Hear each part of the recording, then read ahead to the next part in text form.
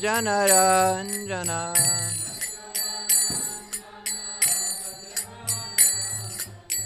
Yamunatiravanachari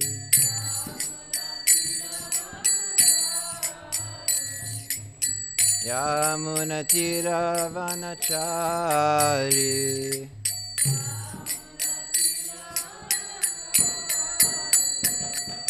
Jaya Radha Madhava Kunja Bihari Gopi Janavalabha Giri Varadari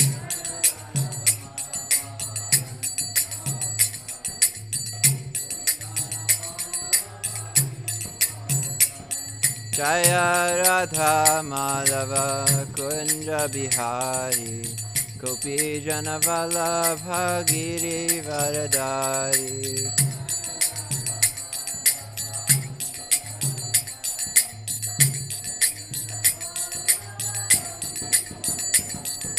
Yashodanandana Vraja Janaranjana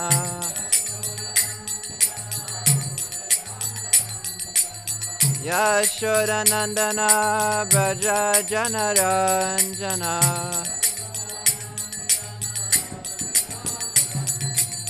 Yamunatiravanachari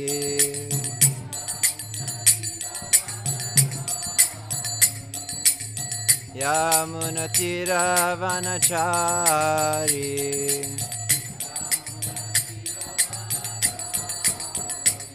Hare Krishna Krishna Krishna Hare Hare Hare Rama Rama Rama Hare Hare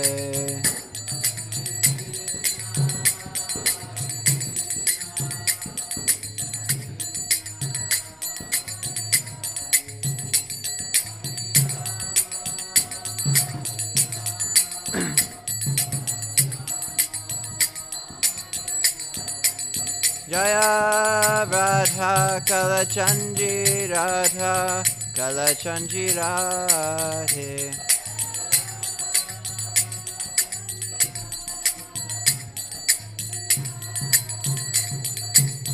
Jaya Jaya Prabhupada Prabhupada Prabhupada Jaya Prabhupada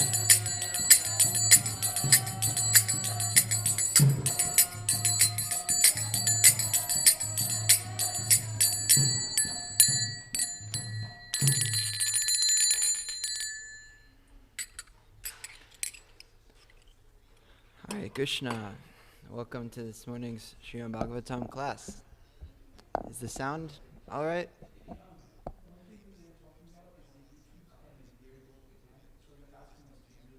Okay.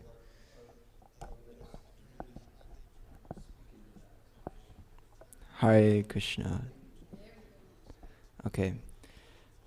Now I'm going to be quiet because it's really close. All right, we can start. Om Namo Bhagavate Vasudevaya.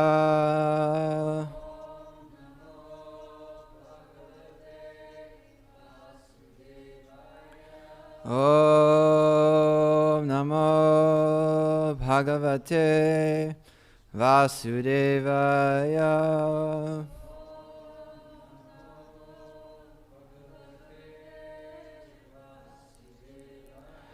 Om Namo Bhagavate Vasudevaya.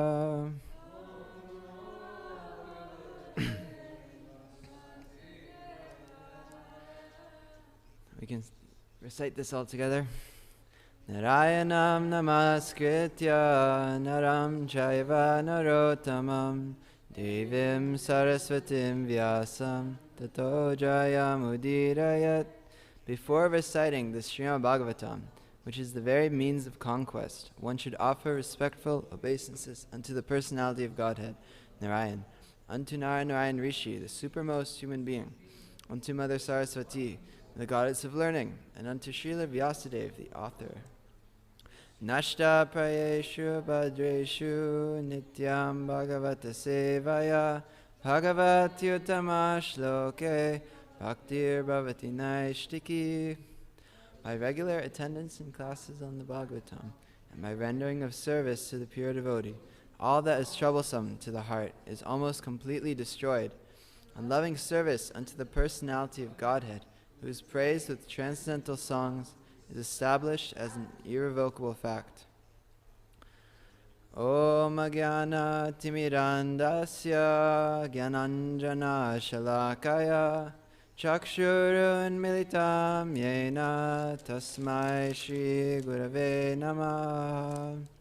I was born in the darkest of ignorance, and my spiritual master opened my eyes with the torchlight of knowledge. I offer my respectful obeisances unto him. All right, today we will be reading from the Srimad Bhagavatam, Canto 3, Chapter 28, entitled, Kapila's Instructions on the Execution of Devotional Service. I'm going to read text 30.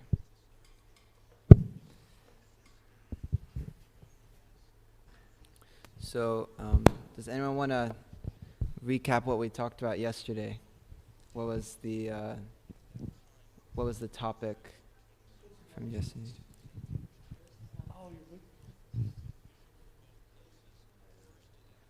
Recap. We talked a lot about the importance of hearing scripture, especially from bona fide sources, attentively. Try. And then how did the section end that we were reading last? It ended with the description of the Lord, a real nice meditation on to help us remember. Yes. Okay, so we're kind of picking up where we left off yesterday, and we're going to be talking about the description of the Lord. And so it's actually pretty exciting. I was supposed to give class on Friday, but then there was a switch up, but this verse is actually really cool, so Krishna's mercy. So we can start. Again, it's 3:28:30. All right. Yashri Niketam Alibi Nope. What is this? This is Brahma Samhita? Yashri Niketam Alibi Parisevyamanam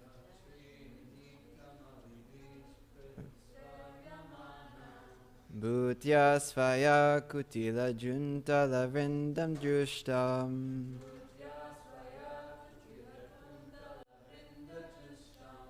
Minadvayashayam Adikshipad Abjanetram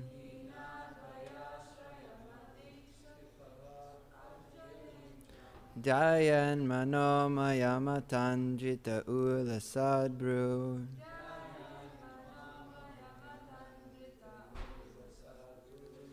Please chant.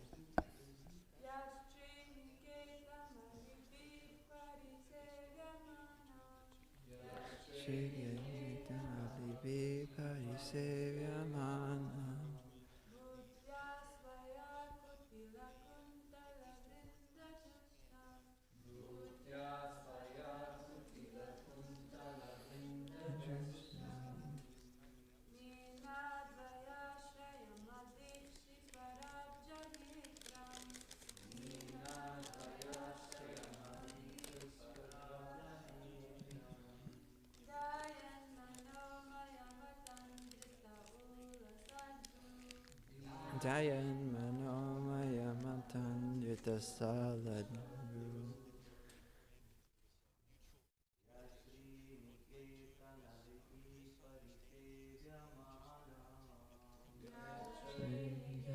Alibi Parisevyamanam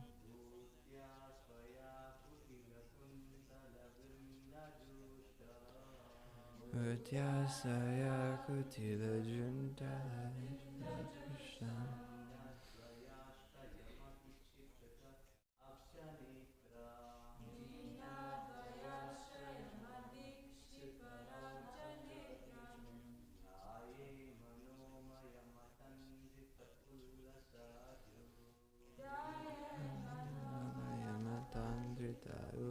sadhu. One more.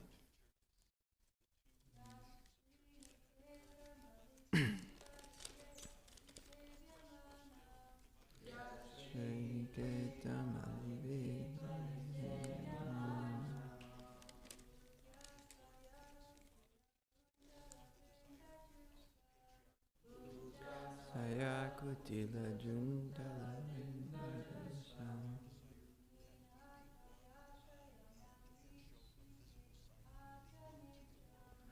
Minalvaya Shayamani Vivanitram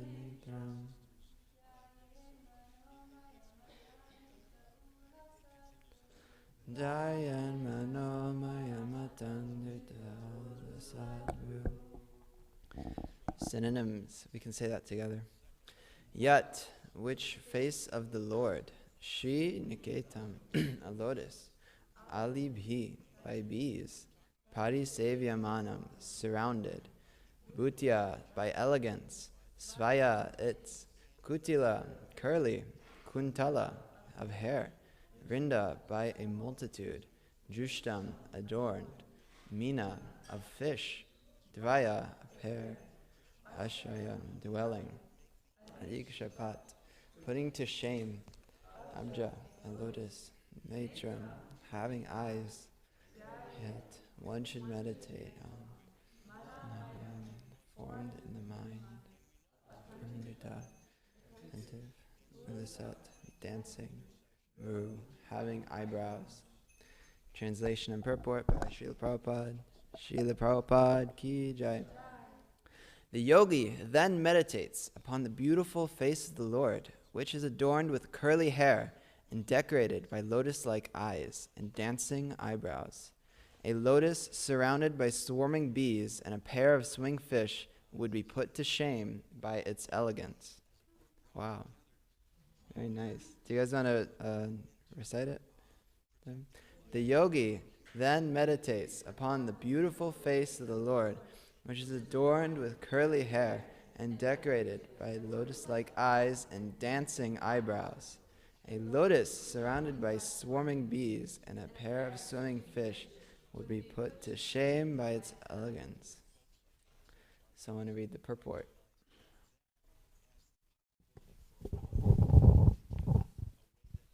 One important statement here is dhyayan manomayam. Manomayam is not imagination. Impersonalists think that the yogi can imagine any form he likes. But, as stated here, the yogi must meditate upon the form of the Lord, which is experienced by devotees. Devotees never imagine a form of the Lord. They are not satisfied by something imaginary. The Lord has different eternal forms, each devotee likes a particular form and thus engages himself in the service of the Lord by worshiping that form. The Lord's form is depicted in different ways according to scriptures. As already discussed, there are 8 kinds of representations of the original form of the Lord. These representations can be produced by the use of clay, stone, wood, paint, sand, etc., depending upon the resources of the devotee. Manomayam is a carving of the form of the Lord within the mind. This is included as one of the 8 different carvings of the form of the Lord. It is not imagination.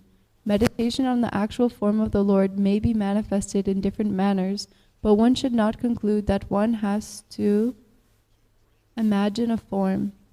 There are 2 comparisons in this verse. First, the Lord's face is compared to a lotus, and then his black hair is compared to humming bees swarming around the lotus, and his 2 eyes are compared to 2 fish swimming about. A lotus flower on the water is very beautiful when surrounded by humming bees and fish. The Lord's face is self-sufficient and complete. His beauty defies the natural beauty of a lotus. Jai Srila Prabhupada ki jai. So, this verse is it's amazing. It's Krishna's hair like a swarm of bees, and his eyes are like 2 fish in a pond surrounding a blue lotus. It's like, whoa. So the theme of class today is going to be the beauty of Krishna. it's a very pleasant topic. Yeah, and I hope we can have a nice meditation on Krishna's form. So first I'd like to talk about why is it important that we talk about the beauty of Krishna. This seems like a kind of topic that might be put on the back burner. It might be, God is opulent, God is powerful, God is all-pervasive. And most other world religions, they focus on that aspect. God is merciful, God is kind. But they don't really seem to have a connection to God is beautiful. So why do we specifically find it important to talk on why Krishna is beautiful? Does anyone have an idea? We're very interested in a personal relationship with the Lord. And if you want a personal relationship, you want to hear about the person's form. You want to hear about their beauty. Krishna happens to be the most beautiful, so there's unlimited topics about his beauty, and they attach us more to his personal form. Jai, okay, so God is a person, and part of being a person is that they have a form, and the form is beautiful. Any other reason why specifically we need to talk about God and his beauty? Any other thoughts? Purnamrita? What came to mind for me was that it's nice to meditate on the beauty of the Lord because it takes the attention off of ourselves, because we're so attached to our body and we want to be praised and we want to be in the center. Mm-hmm. And that is not on a spiritual platform at all. We want to be praised for our body. Jai, so yeah, we're going to be talking about that in a little bit. So both are very nice answers. I remember one time Hridayananda Maharaj, he was at the Krishna house and he was giving a class, and he mentioned that the highest conception of God has to be God who is the best in all categories. If you can conceive of something more beautiful than God, then that's not God you're talking about. God has to be the most beautiful in order to be God. If there's someone or something, even that you can imagine to be more beautiful than God, then that's not God we're talking about. So it's actually very important that we realize that God is the most beautiful. And it's one of his 6 opulences called Shri. So in talking about God's beauty, we can take advantage of depictions of Krishna. Prabhupada was talking in this verse about clay, sand, paint, stone, wood, and also the mind. So why do we have these depictions? How do they help us? They allow us to become attached to what God looks like. They allow us to develop affection for God in this way of visualizing it. And why is that attachment helpful? Is because, as Purnamrita was saying, we're attached to so many beauties of the material world. We see the sunset, we're like, wow, this is like a beautiful sunset. Or there's so many beautiful things of the world. And so kind of one of the points of emphasizing Krishna's beauty is because when we can see how beautiful Krishna is or how beautiful Vrindavan is, we lose taste for the beauties of this material world, which actually are not beautiful at all. Like you were saying, Purnamrita, we are so attached to this body, but if we could just see how this body is very disgusting, actually. We hear of Krishna's body, it's beyond the 3 modes of material nature, it's pure, it's indescribably beautiful. Actually, we can't describe Krishna's beauty. The only way we can even come close is how we're looking at it right now, through metaphors, through poetry. So we're kind of getting an understanding of why is it important to understand Krishna's beauty, because when we understand Krishna's beauty, we understand that we are not this body, because this body is very ugly and this material world is very ugly. Actually at an increasing rate, like there's just going to be more and more garbage all over the planet. And you go outside and you look at like the highway and all the skyscrapers and stuff, and this is not beauty. This world we're in, it's very far from actual beauty. So that's the first point, is why do we want to know about God's beauty? Because that will give us detachment from this world and attachment to Krishna. And then, sorry, just a second. Also on that point, I was thinking, we sing in the morning, Venum kvanantam aravinda dalaya taksham Bharhavatam samasitam Buddha sundarangam Kandarpa koti kamaniya Vishesha shobham Govindam Adipurusham Tamaham bhajami. So one of my favorite parts about this is that it talks about Kandarpa, Cupid. And Cupid is known for hitting everyone with his arrows, and they all fall in love. And if you're a materialist, falling in love means, well, you kind of spiral down into the material pool, and there can be a lot of pain there. So Cupid is shooting everyone.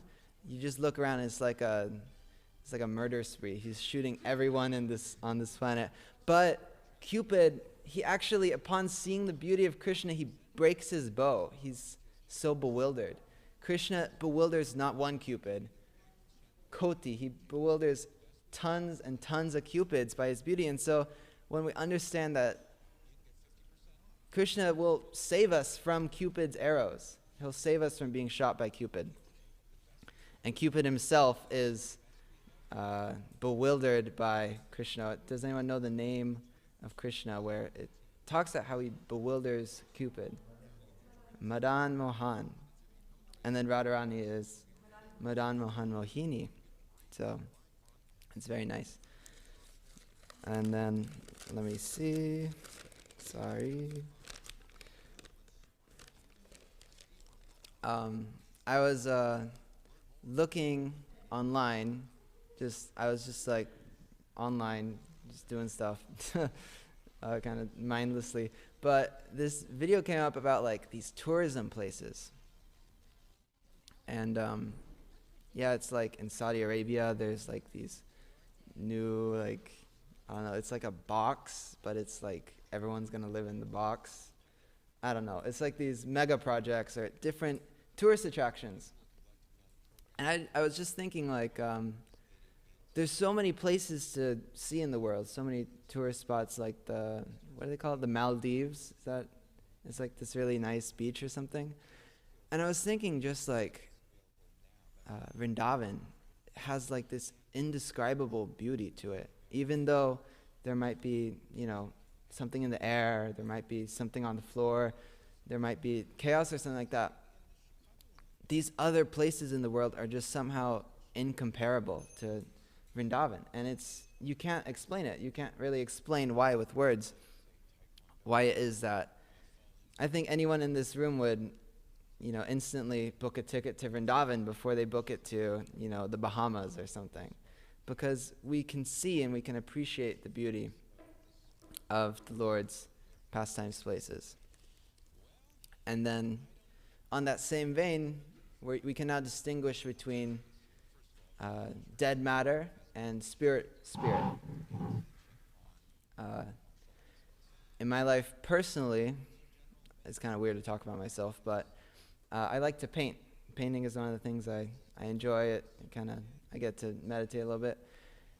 And I kind of exclusively do Krishna because I realize, like,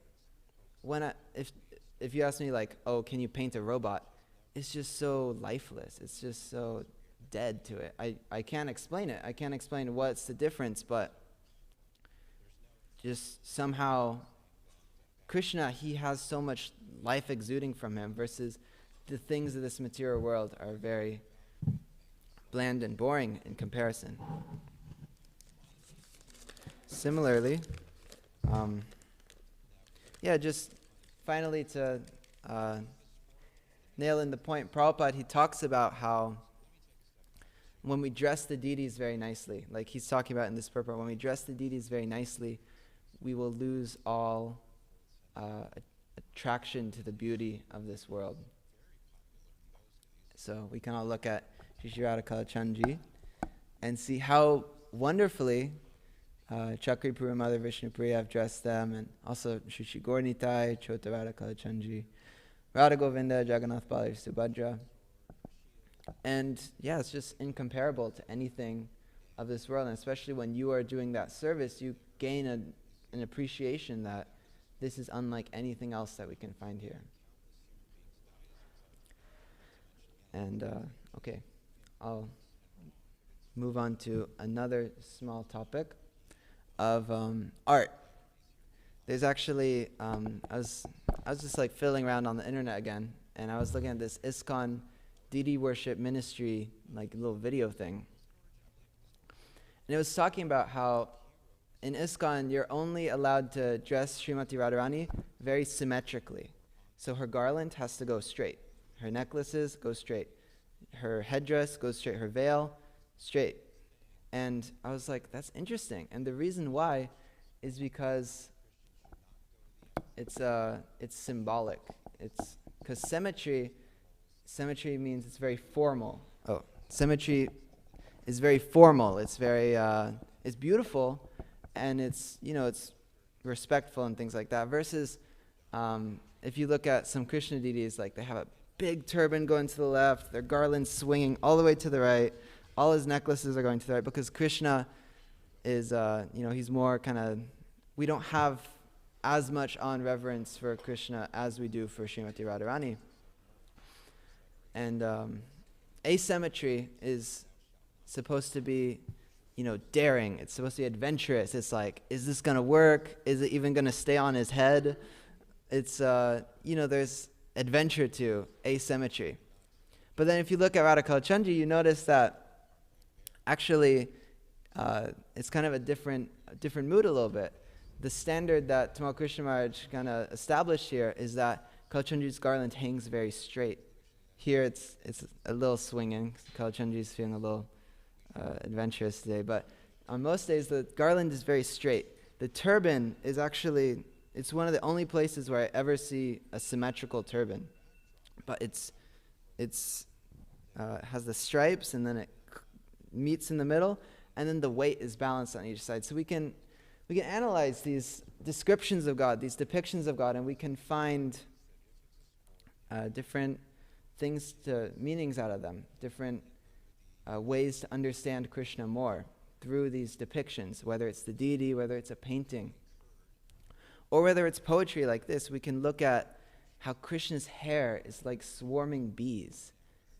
If you look at a swarm of bees, you practically can't take your eyes off them, because it's a swarm of bees, They're all moving, it's very active, it's very alive, And so his hair, we have to understand that it's not literally a swarm of bees. He doesn't have a swarm of bees as his hair, but if we're attentive to these descriptions, we can actually get a lot more out of them. So, yeah, I was thinking, we say Krishna's blue, but that doesn't really cut it, right? We can't really just say Krishna's blue. Oh, Krishna's vermilion blue. It falls flat. But when we say Krishna is like a monsoon rain cloud, we can actually somehow grasp it more. We can actually enter into that. In the light of the Bhagavat, Srila Prabhupada, he actually gives us a whole experience on this monsoon rain cloud. In the summer, it's very hot. Especially in India, it's very hot in the summer. And so there's the monsoon season, there's the rainy season. And so when you see the cloud in the sky, there's a feeling that comes with it. There's, oh my God, it's over. The heat is over. There's going to be rain.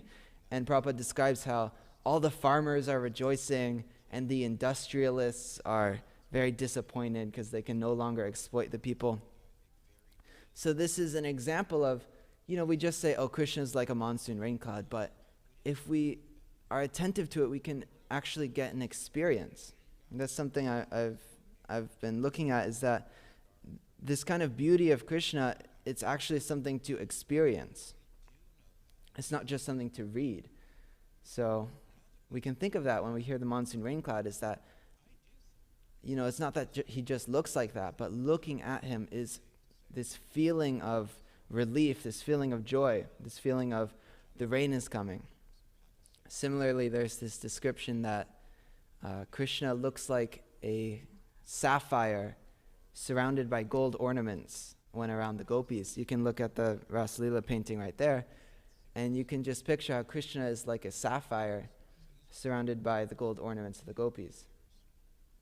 So at first you say, oh, he's blue. The gopis have all kind of golden complexions. But one of the qualities of a sapphire is that it's all gems, they're kind of radiant. So it's interesting too that Krishna, he's both dark, yet he exudes light somehow. He's dark but light. He goes to steal butter, but he never has to turn on the light to see where the butter is hanging, because when he walks in, he's self-effulgent. So actually this description is letting us enter deeper into understanding who Krishna is. Krishna, he's dark, but he's exuding this beautiful light from him. I'll think of one more little metaphor. Krishna's toenails are exuding these rays, like these brilliant rays, and it's like, whoa. I was just thinking, it's nice to think that we're in this darkness of material existence, and these rays of the toenails can let us come to see Krishna and let us come to his lotus feet. Okay, I had one more. I was reading, Krishna is like a whirlpool, and the gopis are like small leaves or straws. And so once the water picks up those leaves and straws, they go and they swirl and they go down, down, down, down, down, and then they never come up. So similarly, when we get attracted to Krishna, we just go deeper and lower and deeper. And then Prabhupada says that, like the leaves, they end up at the lotus feet of Krishna. So that is kind of helping us understand what we are about to read, and we can practice this, trying to visualize. Not only we just picture it, but we try to experience it. It'll talk about Krishna's bloodied mace.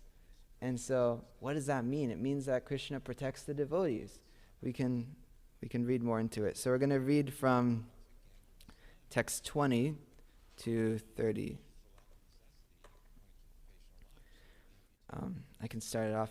In fixing his mind on the eternal form of the Lord, the yogi should not take a collective view of all his limbs, but should fix the mind on each individual limb of the Lord. So Kapila Dev, he's giving us a tip how to not short ourselves of all this nectar, If we just look at the whole thing all at once, then we can't relish it as much as we're about to in these next few verses, where we're going to start at the feet and eventually end up at his face. So does anyone want to read text 21? Verse 21. The devotee should first concentrate his mind on the Lord's lotus feet, which are adorned with the marks of a thunderbolt, a gourd, a banner, and a lotus.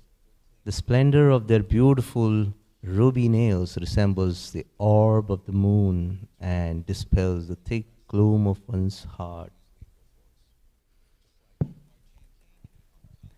Next verse, please.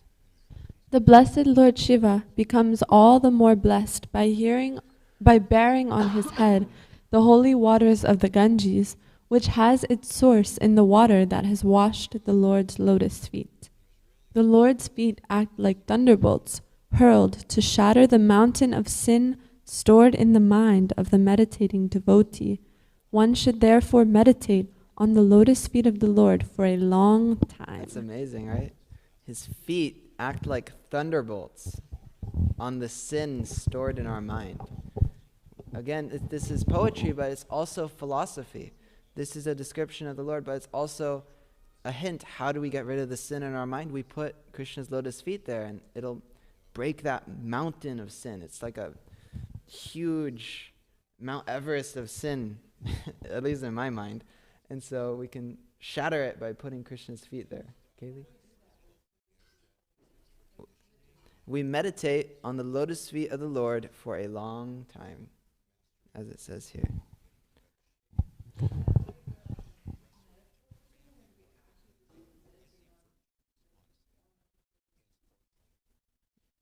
Well, I think, Paramita? I think both. We can look at the deity and meditate on his lotus feet, but also we can meditate. The devotees reside at the Lord's lotus feet. So I often think of the devotees as being like the Lord's lotus feet, so we can meditate on serving the devotees. Thank you. Srila Prabhupada's pranam was very dear to Lord Krishna, having taken shelter of his lotus feet. Haribo. Text 23. The yogi should fix his heart, the activities of Lakshmi, the goddess of fortune, who is worshipped by all the demigods and is the mother of the Supreme Person Brahma. She can always be found massaging the legs and thighs of the Transcendental Lord, very carefully serving him in this way. Okay, so we've moved up to the thighs of the Lord, and we get to see how Lakshmi Devi is serving. Next, the yogi should fix his mind in meditation on the personality of Godhead's thighs, the storehouse of all energy. The Lord's thighs are whitish blue, like the luster of the linseed flower, and appear most graceful when the Lord is carried on the shoulders of Garuda. Also, the yogi should contemplate his rounded hips, which are encircled by a girdle that rests on the exquisite yellow silk cloth that extends down to his ankles. So a small intermission, but I also read that when Krishna is on Garuda, it looks like a cloud with lightning sitting on the sun. So that's pretty insane to think about. Garuda is like he's brilliant like the sun, and then Krishna looks like a lightning cloud. So, yeah. Next text. The yogi should then meditate on his moon-like navel in the center of his abdomen. From his navel, which is the foundation of the entire universe, sprang the lotus stem containing all the different planetary systems. The lotus is the residence of Brahma, the first created being. In the same way, the yogi should concentrate his mind on the Lord's nipples, which represent a pair of most exquisite emeralds and which appear whitish because of the rays of the milk-white pearl necklaces adorning his chest. Amazing. Even the Lord's navel it's called the foundation of the entire universe. Wow. The yogi should then meditate on the chest of the Supreme Personality of Godhead, the abode of the goddess Mahalakshmi. The Lord's chest is the source of all transcendental pleasure for the mind and the full satisfaction for the eyes. The yogi should then imprint on his mind the neck of the Personality of Godhead, who is adorned by the entire universe. The neck of the Lord serves to enhance the beauty of the Kaustubha gem which hangs on his chest. A small interesting point is that the neck enhances the beauty of the gem. It's not that the gem is making the neck beautiful, but the neck is actually making the gem beautiful. So, pretty amazing. The yogi should further meditate upon the Lord's four arms, which are the source of all the powers of the demigods who control the various functions of material nature. Then the yogi should concentrate on the polished ornaments which were burnished by Mount Mandara as it revolved.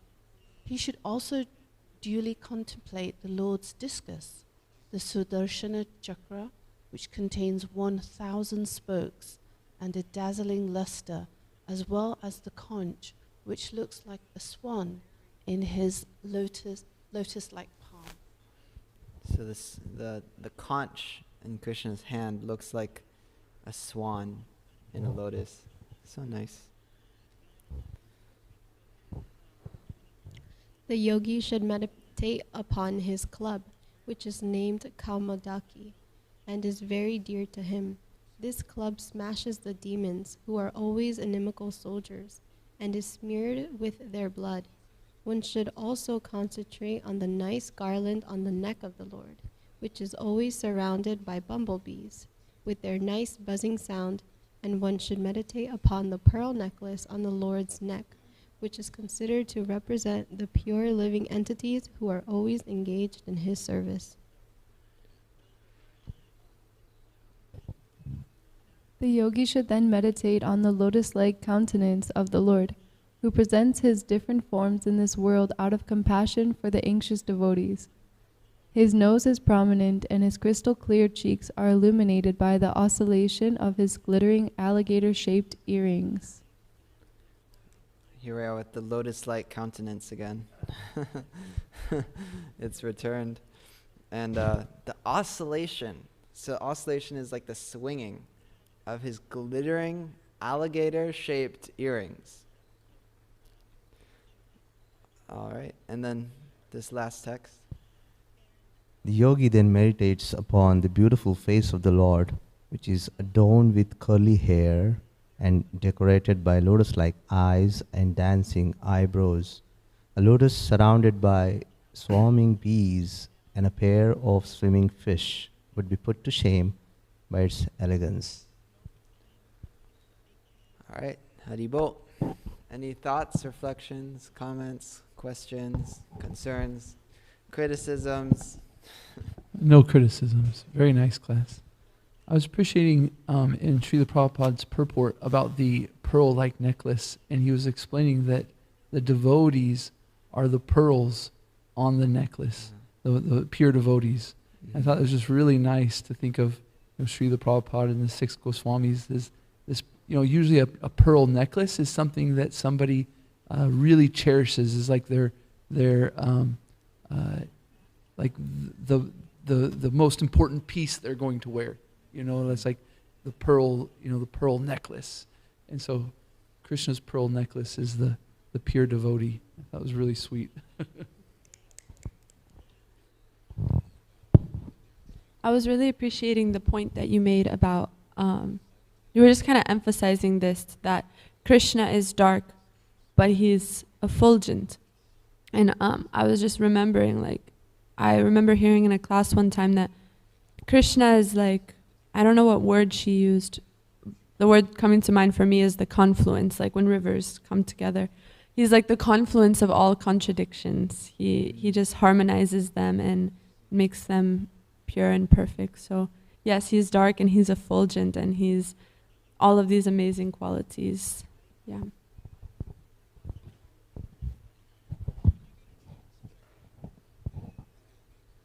Hare Krishna. Thank you for the class. I really like all of these little tidbits that you add. It really makes it complete. I especially like the part where you're talking about like the spiritual beauty and why Vrindavan is so much. I mean, I've never been to Vrindavan, but I can see in other people that have been to Vrindavan that it feels that this the spiritual beauty of Vrindavan, it changes the internals, it changes the heart and the mind of of someone who visits.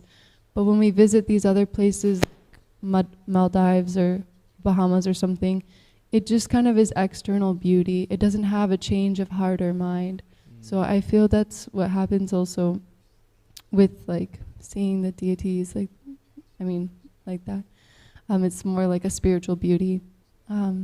And then I have a question also.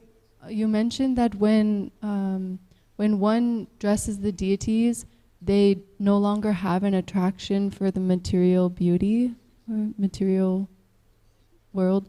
And I feel that is also probably said about just those who are coming to look at the deities. But what if we don't have that change? What if we still feel attracted to things in this material world? What's the problem? Is it how can we? Yeah, thank you. You actually reminded me of a point. Oh, her question was, so there's this Srila Prabhupada quote. It was in the little calendar, and he says that he instructs one of his disciples, dress the deities very nicely, and you will forget all the beauties of this material world. And Kaylee was asking, what happens, like what if you're not experiencing that? And so, while we were talking about the deities and dressing the deities, actually, Krishna is absolute, so all practices of bhakti kind of have that effect where we forget the beauties of the mundane world and we become attached to the beauties of the spiritual world.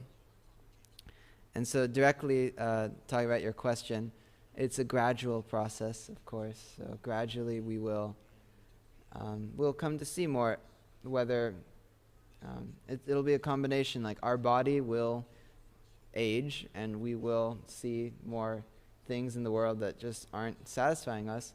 And on top of that, spiritual life, if we keep practicing sincerely, it'll just get sweeter and sweeter and sweeter and sweeter. And so then eventually one day, we're just going to flip. It's just going to change for us. And then you had a small comment that I'm sure it's also the same for the person who's taking darshan. And I just remembered that one of the points I was going to make is that you don't actually have to be the one dressing the deities. Actually, when you chant, what comes from your chanting? Guna, Rupa, Lila. Krishna's form is actually revealed when you chant. So while we do appreciate the depictions of Krishna, his paintings, his deity form, actually chanting is complete in itself. We don't need anything more than chanting, and chanting will give us that depiction of the Lord if we chant purely. Chanting will reveal the Lord's form to us, but also gradually. So thank you for your comment, Kaylee. I think another part of your question was why, right? Yeah. Yeah, and I was listening to a class by Mahatma Prabhu, and he was talking about how devotional service is just so amazing. You experience so much bliss and so much enjoyment that you don't experience in the material world. We're constantly seeking that in watching movies and scrolling through Instagram and all these things. We want to experience that pleasure, but really it just comes from Krishna. And he was asking, he was having those who were listening reflect on whether or not we're experiencing that bliss, and saying that if we're not, then we have to do a lot of reflecting. Like, who have we offended? Are we being attentive? Are we offending the Lord himself by chanting japa inattentively and all the 10 offenses? And it's something that it's our responsibility to reflect and try to understand, why am I not experiencing what is described that we would experience. Right, yeah. It's very, very practical for our everyday lives. Come back down to earth and say, what can we do to get there? Any other comments, thoughts? I just wanted to circle back to the point about Vrindavan being more beautiful, and you said maybe it's inexplicable, it's hard to explain, but I think it has been explained in that the devotees make the dham. So when we go to Vrindavan, I mean, yes, it's also where Krishna performed his earthly leela, so that makes it very special, but the fact that the devotees there make it accessible for us. If the devotees weren't there, it'd be hard for us to even experience that. And so then in that same note, if we go to the Bahamas and we're going there to visit an ISKCON temple and a temple of the Lord, and we do service and there's devotees there to hear philosophy from, it can also bring that same depth, because Krishna is there. It's like what we were talking about yesterday in Bhagavad Gita class, in the evening class, where Prabhupada was saying in the purport that anything in the material world is naturally inauspicious. But as soon as it becomes connected with Krishna, it becomes auspicious and eternal and full of life. So yeah, I was just thinking, that was my meditation. Jai. Anything else? Point number 3. I was also thinking about that, like if we, in Bhagavad Gita, Krishna talks about how we can see him in the world. And I was thinking that if you do have to go to the Bahamas for whatever reason, maybe your family invited you and you just have to go, there's ways to think about Krishna and meditate on Krishna. But yeah, there's definitely not that potency that there is in Vrindavan. Thank you, yeah. All right, well, it's 8:31. Want to end on time. Thank you all for being here. Srila Prabhupada ki jai. Grantaraj Srimad Bhagavatam ki jai. Krishna's lotus-like everything ki jai. Haribo.